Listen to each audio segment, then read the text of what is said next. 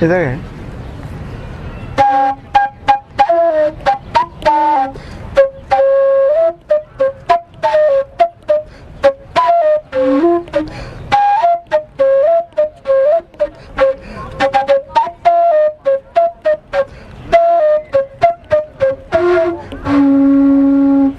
Now, for people who don't know me, I'm a teacher and a storyteller, and I've done many things since I've been here in Boston, and one of them was work at a summer camp for a number of years. And at first I was an outdoor educator, which was great because we'd get to take the kids, usually they were about from 9 to 12, 13, and we'd take them out to a different nature area every single day, and we teach them about being outside. We teach them, we'd walk in the woods, or we'd go canoeing, or we'd go kayaking, or we'd hike this or hike that, and then eventually every 2 weeks, because the kids would change every 2 weeks, we'd take them overnight camping and usually hike a mountain and then camp out and cook, and it was always a lot of fun. And I even went on at the camp, and I was a storytelling specialist and spent a couple of years teaching storytelling and many other things. But it was always the canoeing, because I was always one of the experts at canoeing. I've been canoeing a lot since I was little and went to my own camp until, you know, I didn't canoe for a while, and I canoed again at this camp, and had this girlfriend who never canoed before, and she decided, oh, wouldn't it be wonderful to take me for my birthday to these islands in the middle of Lake Placid. And she had never canoed before, and I was like, oh yeah, that sounds good. You know, we get there, and they have big metal canoes, which are really heavy and not super sturdy. They are flat on the bottom, but they're not the world's sturdiest, and you have to load it up with all your gear because you're going to these islands that you can't get to any other way. And, you know, we start off in this little stream. No problem.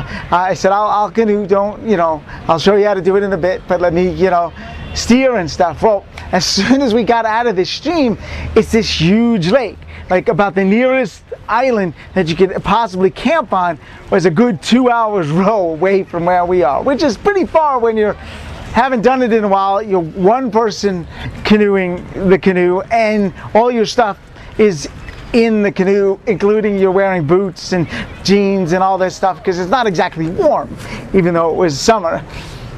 Well, the other thing about this lake, if you've ever been up to Lake Placid, is that it's very shallow.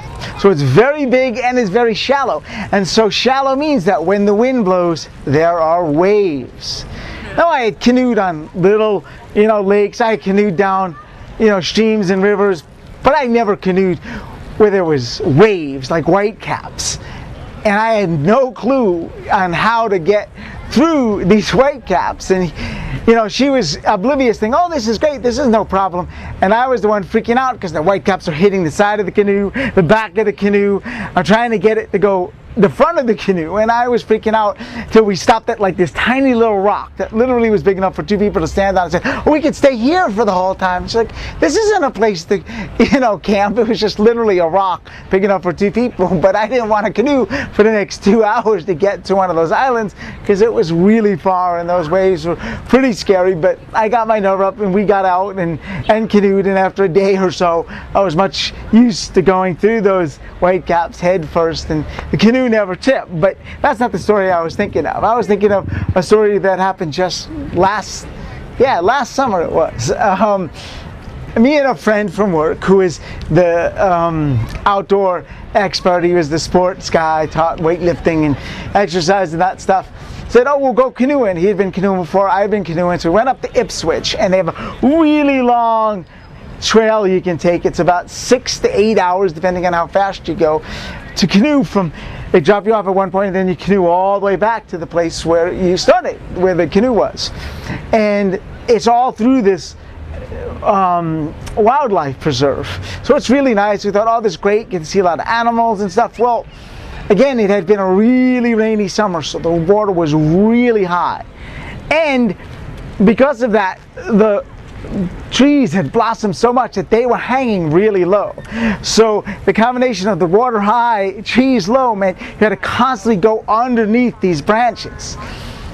And if you've been in a canoe and you have to go underneath things, it can get tricky. And I was in the back, and it sort of the whole path was sort of snake-like. So you're snaking around these trees and you're snaking through this undergrowth, and it was fine. I was in the back steering, and I tell him, oh, lean a little bit this way, not too much, and lean a little bit that way, and we would make it, and we were fine. We were about 2 hours into this trip, and he's like, oh, I want to be in the back, I want to steer and stuff. I was like, you sure? Okay. So we switch in the middle, you know, not a big deal if you know what you're doing, and we switch, and he goes in the back, and he's steering and paddling for a while, and I'm paddling up front, and all of a sudden we came to this really low branch, and I just, you know, ducked under it.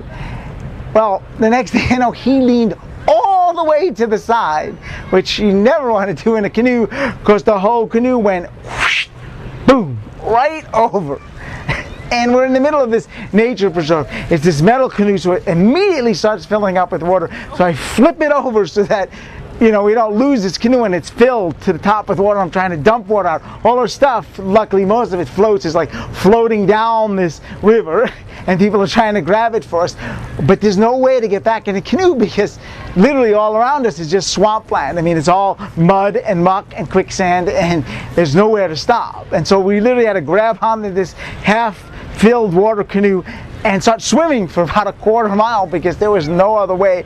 We finally found some piece of dirt that we didn't sink too far and we could just get back into the canoe, still filled with water, so we were just about an inch above the water line and no paddle, so we're using our hands and paddle another quarter of a mile until we got to this rest area where you could pull the canoe up and dump it out. And some people grabbed our stuff, though some of it just floated all the way down and it's probably still floating somewhere else. And you know, we had to try to find his keys because it was his car and we didn't want to be stuck there forever.